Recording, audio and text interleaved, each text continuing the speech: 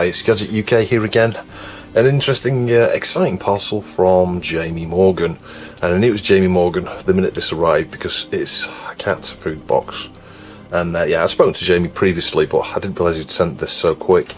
Yeah, I asked him if I could buy this off him. He recently did a video, there'll be a link down below to a review of this. It's a new tank mouse for the Amiga. Now, I missed I think there was a Kickstarter or something for this, wasn't there, or a pre-order thing at the very least, and I missed that.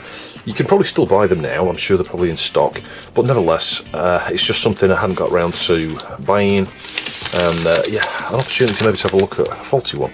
So, hello everybody, here is your Amiga tank mouse. As you saw in the video, it plays fine during games. I only tried a few, but anything on Windows with a scroll, it's up and down like a yo-yo. I'm sure you can fix it. Cheers from MJG.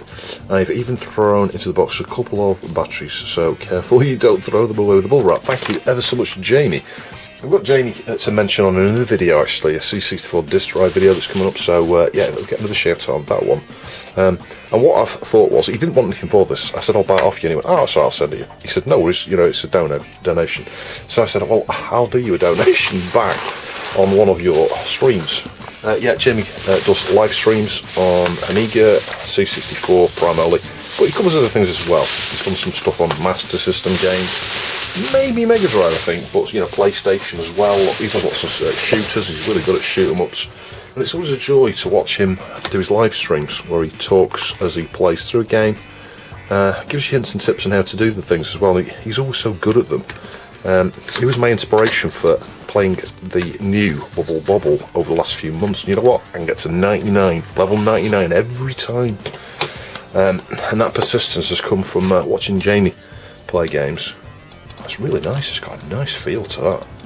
It's one of these where it's got like a textured surface. I don't think it's the type of stuff that dissolves. It could be. No, that isn't. These are like soft though. So you know what, that could be that kind of plastic that kind of, you know, goes all gooey. I don't know, but it's an optical mouse in the tank mouse style, just like shipped with the original A500. And yeah, you've got a thing here for the batteries, look, a little battery flap. So this is amazing, and as I say, I'm going to do a donation on one of his streams. I'll donate him the cost of one of these 30 quid or something, because I would have bought one anyway if I can fix it. Well, I'll donate it anyway, just because, you know, it's interesting to look at. And he was kind enough just to send him. He didn't want anything, so you get a little USB Bluetooth dongle there, so you can plug that into a PC or an adapter that goes into the Amiga. And then you've got two batteries that Jamie's kindly included here. So let's get those in. So that's green, flashing green, and there's a switch here, Bluetooth on or off. So at the moment it's on the right towards the wavy thing. I presume if you put it to the left it's off, and of course you would want to switch your mouse like this off otherwise the batteries will go flat, and that's what I'll end up doing, probably flattening the batteries. So it says there 2.4 GHz Bluetooth wireless tank mouse, voltage 3.7 volts, current 10 milliamps, made in China. So yeah, very cool. I think it's actually a Polish guy that created these. Yeah, already I'm impressed. I mean, it's optical as well, this is the nice thing. I like the colour of it as well. It's not quite the same colour as the original ones, but I do really like it. So yeah, what we need to do now is sync it up, and the way I'm going to do that, I've got one or two, I think, USB adapters. Let's see if I can find one of them. Yeah, and this might be the same one that Jamie's used, I don't know. So this is an Amiga USB adapter. Yeah. Now the other thing is, Jamie said it was playing up on scroll windows, but I don't use scroll. I've not got a version of Workbench, I think, that supports scrolling, so it might be because he's on 3.2 or something like that. So this might just work for me. So let's go over to the 4000. Obviously it's stopped. Oh, it's still flashing, it's still trying to sync. Let's go over to the 4000, plug it in, see if it syncs, and then give it a try. Right, so here we are at the side of the Amiga. I'll just switch the monitor on 1084. Fixed that recently, a couple of different times actually. We fixed the yoke on it, and I fixed a chip in the glass. There'll be links to those videos top right. So I'll switch the Amiga on. We'll unplug the existing old analogue mouse, you know, ball mouse that is, and plug this Bluetooth adapter in here. I don't know whether it's going to work or not. Let's just see what goes on here. Might need to reconnect the batteries again. it may only try to sync. Oh, hang on. Hang on. I don't know what that means. Let's just set the battery out. The thing is, I haven't got, well, I think I have got the instructions, I haven't read them. I don't know if that box has any instructions, to be fair. So let's put the battery back in. So, it's on. I think that might mean it's synced, because it's not flashing now, is it? Yeah, so pointing you at the screen there, put the mouse on the table. Yeah, it's not working, is it? It is not working. It says, Bluetooth connectors, press and hold for 2 seconds to activate Bluetooth pairing. Press and hold what? Buttons? So I'm holding the buttons down for 2 seconds here. Yeah, sorry, I'm having a senior moment here. Do you see what I see? I thought this was a black sticker. It's actually a button. Press and hold. It's obvious now. Hold it for 2 seconds, wait for it to start doing something. I think. Assuming it's switched in the right position. I think this might need to be over there now, actually. Oh, hang on, I'll let go. It's flashing, flashing, flashing. But how does it know what? I don't know, this is the thing. How does it sync with that? Or do we plug that in? Right, now it's on all the time. Hang on. I don't know. Bear in mind, there is a fault with it, but this wasn't the fault. This is the thing. This was not the fault. So, I mean, how did you get the USB dongle to do the syncing bit? Is there something in here to plug it into? I don't think there is. There's just a little cavity there for it to sit in. So, you don't do it that way. Let's try switching it that way, and then hold this down for 2 seconds. Let's just see if that does it. Right, now it's flashing green. Try and move the mouse. Nope. Unplug and plug this in.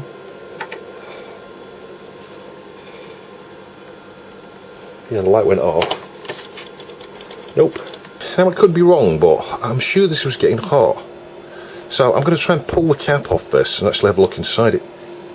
Feels like something loose in there. It could just be the connector, but maybe there's something come off. Maybe the PCB's short into the can or something.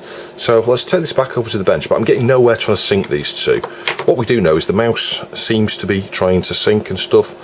This switch here is a 3-position switch, and the middle is off, which is what that black dot is. And then you've got Bluetooth, presumed to sync, and Bluetooth connectivity, I think, I don't know. So it's like on, off, sync. And obviously you've got to hold that down to actually do the sync. I think so. So, yeah, maybe we'll get it working, maybe we won't, but anyway. In any case, it's fun to give it a go. And it's great of Jamie to send this to me. So, I don't know how this comes off. I don't know how it's clipped on. Whether we can just prise it off. I'm going to break it trying to get it off. Now, the thought did cross my mind. I could just try and buy, and I might even have one of these somewhere, a different one, you know. This is the thing, though, is that the mouse is probably looking or providing some sort of, well, a link to this, isn't it? It's looking for a specific UID or something, you know, an identifying identifier is the word I'm trying to think of, an identifier in the packet data to go, you're one of those dongles, that's what I'm supposed to be connected to. Because there's no pin sort of thing. You know, you'll know yourself if you use Bluetooth to connect to headsets and things, or any other device, there's usually some sort of pairing process where you might need to put a pin number in on your phone to sync to something. And with this, there's nothing, is there? Just plugs in. So, how do you actually get this thing to go into pair mode with the other thing? I don't know. And I connected it to my PC a minute ago, and it just kind of felt like it was getting warm. And I'm like, well, it shouldn't be getting warm.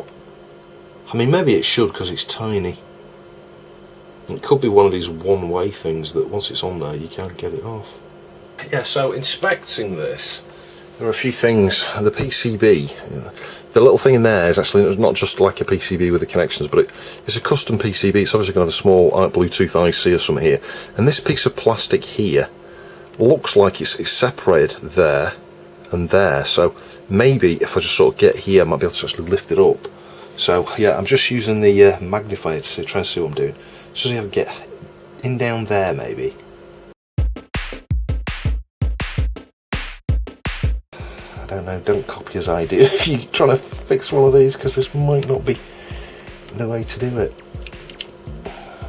That piece definitely, there you go, fits into a channel though, because I can see it separating there. Not in the way that I expect. I don't really know what goes where here. It's like lifting and separating from that back piece. I actually think it's that piece that goes the other way, maybe, I don't know. We've got like two, oh there we go. Yeah, it's kind of pull out and lift away, I think. There we go, right.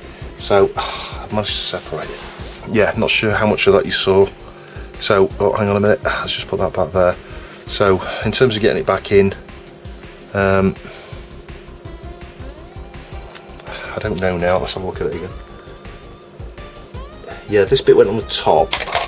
Yeah, so you've got two pieces here. This bit on the top here, and then you stick them together and you push it in like that. So that's for my own benefit, just so I know how to get it back together. So we've got, like I say, a wee PCB here. How cool is that? With a little chip on it. So yeah, that's nice. So I was just inspecting the solder points. That's a tiny little thing, isn't it? I think what I'm going to do is just test these capacitors to make sure we don't have a short. I see a sort of a funny mark at the top of that chip. Maybe that chip's fried. I don't know. I'll report back in a second. Right, we have no indication that there's anything wrong here at this stage. What I really should do is perhaps connect it to the bench power supply. I might do that next. And just see what current it's drawing, see if it's actually getting hot when it's powered independently with 5 volts.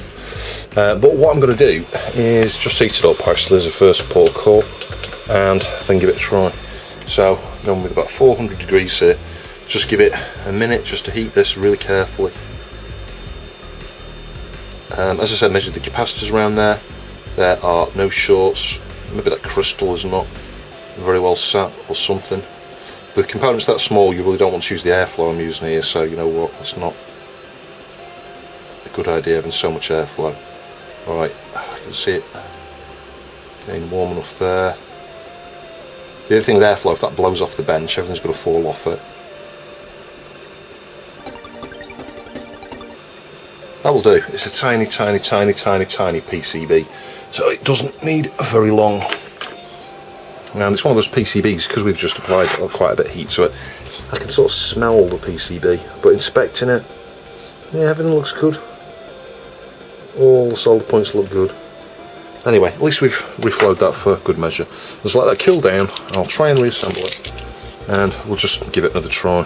Right, so to reassemble, PCB facing down like that. Yeah, the chip fits under the cavity there. It's quite nicely compact, that, isn't it?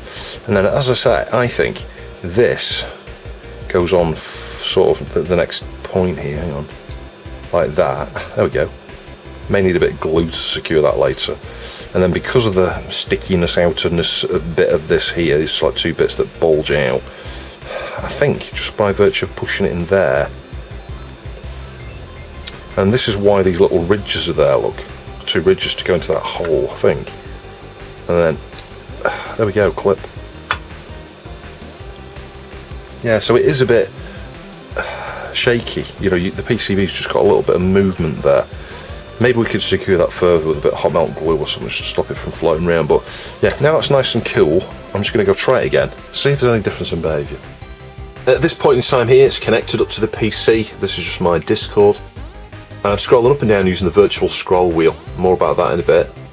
So it does seem to be working, and it paired with the PC far easier than I was trying to get it paired with the Amiga. Right, so this is quite a while later.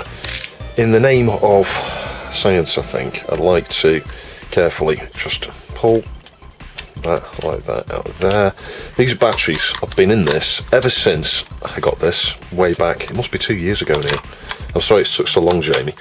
But the point is, the battery's really good, and a lot of the time I leave it accidentally on. Yeah, it's like in the position there to the right where it's on. And from what I understand, and I just happened to read this last night on an article somewhere, the original creator of these, I think, has explained that underneath the things at the back here, if you can get these up like that, there we go, there's a screw. There we go. So this is how you get into these. So carefully use a knife like that. I'm just going to stick that just gently on top of the power supply that's nearby. Yeah, if you know, really careful, try and just get, hang on, in on an edge.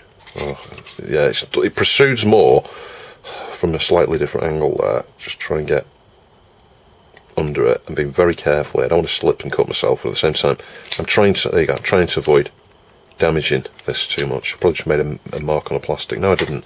That's alright, so let's just put that out of the way. Oh, it's stuck on there. And you may need some glue or something to stick those back down, but nevertheless we can see nothing there. There's no screw. How's that not got a screw? It's got a screw missing. It has, it's got a screw missing. It's got one screw there and there isn't one there. That's hard to believe, isn't it? It's like, maybe it doesn't need all the screws, I don't know. So there's something about, you know, quality assurance that, well, this one's got screws missing from new, seemingly. But remember, this didn't work, and Jamie had a full refund for this from the place that's, you know, creates them. There's that one screw. So let's just see, is that going to come apart? Yeah, it is, look. Now, I read an interesting thing about something being put inside these to weight them, but this hasn't got it. I think someone else weighted it down themselves. Actually, it wasn't like a by design thing. So this is where you've got to be careful. Can you see in there? We've got this little flex ribbon, and it's obviously attached up here. God, that's hard to work how you get out. How the hell was that ever assembled? You could, of course, just pull it that way slightly, but just having a look inside. Yeah, I see what's happening here. You've got this little, can you see there's a little PCB? Oh, where's my little prodding tool gone? I need that. Yeah, there's a little PCB with a chip here, and it's got a little black connector, and we just need to just push that up and off like that. There we go. And there is the internals. So this is the optical bit. The LED's a bit crooked there, look. That's a bit weird. Yeah, it's offset to the side. Yeah, there's the odd particle of dust and stuff in there. You know, there's like a bit of something here on the, there you go, it's a hair or something on the wireless antenna. That's what that little trace is there. It's the antenna for the Bluetooth. It's so simple, there's very little on it. That little IC in the middle, can't see what it is. Let's just bring the microscope down and have a look. So we're over on CavCam here, let's just try and get a bit of focus. So as I say, that's the optical bit. It's going to have the receiver and the transmitter all just built in there, you know. That's the red beam you see when you look under one of these types of mice, you know, it's like red scattered light everywhere. And this can detect, you know, the movement and the two axes just based on that one component, nothing else. It's amazing how these things got so much simpler versus how they used to be. And you can see that LED, look how crooked that is. If I, hang on, I haven't got much bench space here, I'm really short of bench space at the moment. You can see it's really crooked. So, I mean, you know, I could, I don't know if it's a good idea or not, just bend that way a bit. It feels like that's where it really should be. But, you never know, it might not work now. I might have just messed up the alignment. The calibration might be on a per mouse basis. We've got a little crystal there, and it's 24 megahertz, isn't it? And there's that little IC.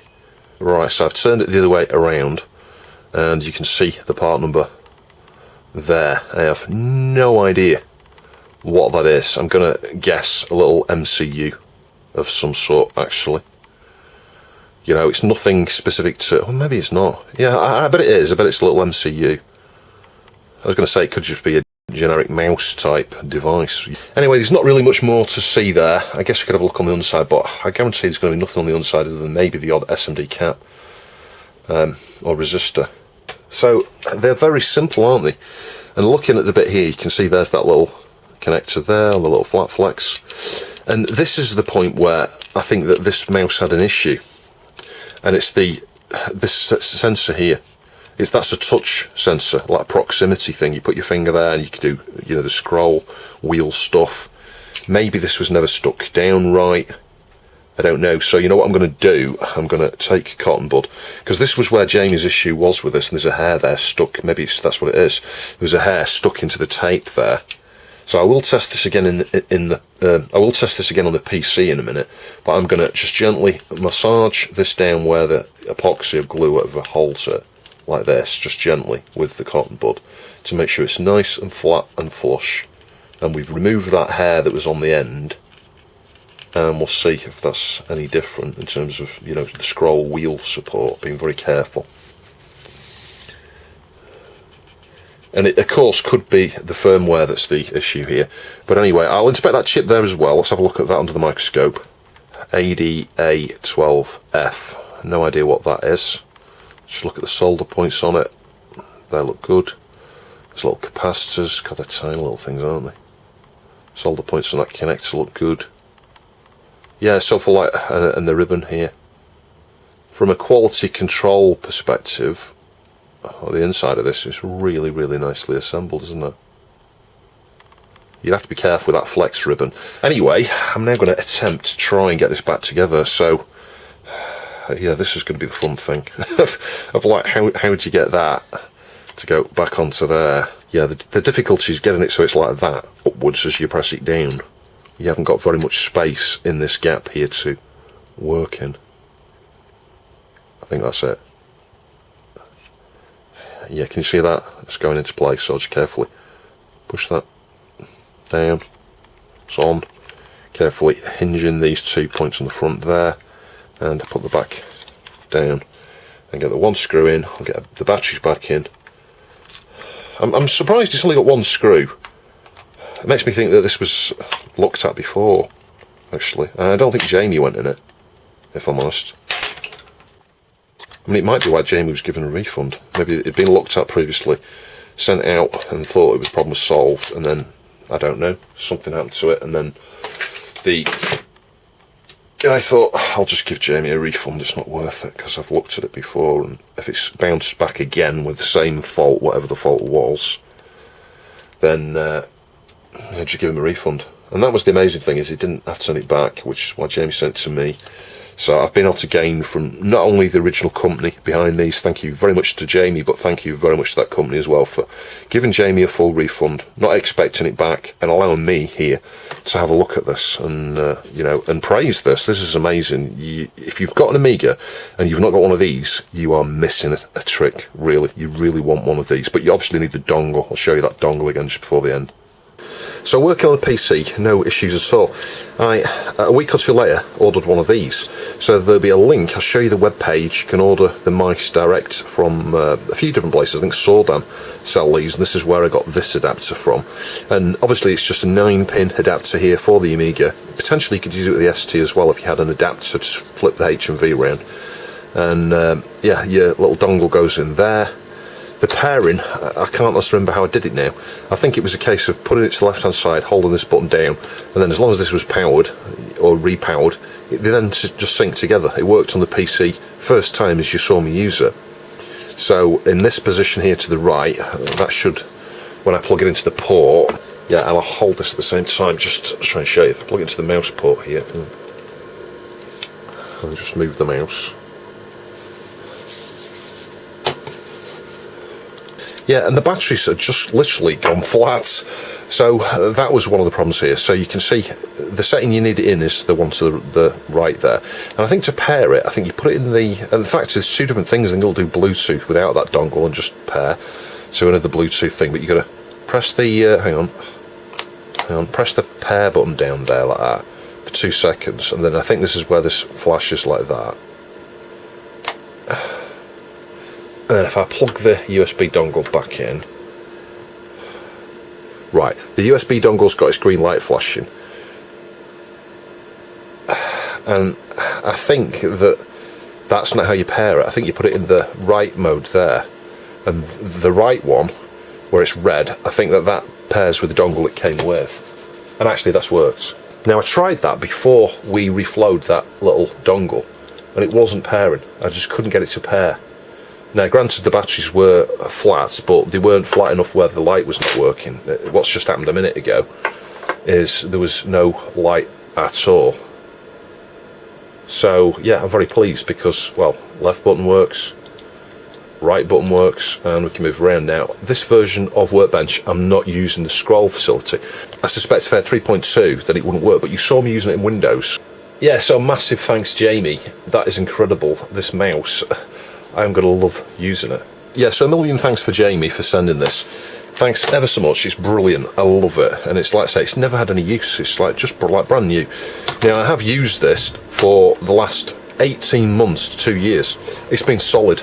It's just gone through its first set of batteries, the original ones Jamie sent actually. So yeah, there's a bit of a continuity issue here in editing, because I didn't film the clip of me actually testing it at the relevant point in time. But nevertheless, I've used this for just around the 2-year mark. Works solid. Connected to Windows and the scroll thing works there. So I think whatever issue we had with it was resolved.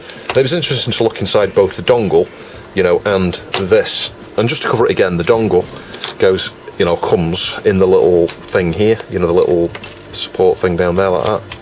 Really nicely engineered, isn't it? And you get the two together there. But if you want to use it with an Amiga, on the Teardown website, and the original manufacturer I think sells the same thing, you can buy one of these little adapters. So it's worth getting one of those, and then you can use it properly with an Amiga. I do hope you found that interesting. If you'd like to support the channel, please see the Ko-fi and Patreon links down below. Check out Jamie's channel as well, link down below. I'll catch you in the next video.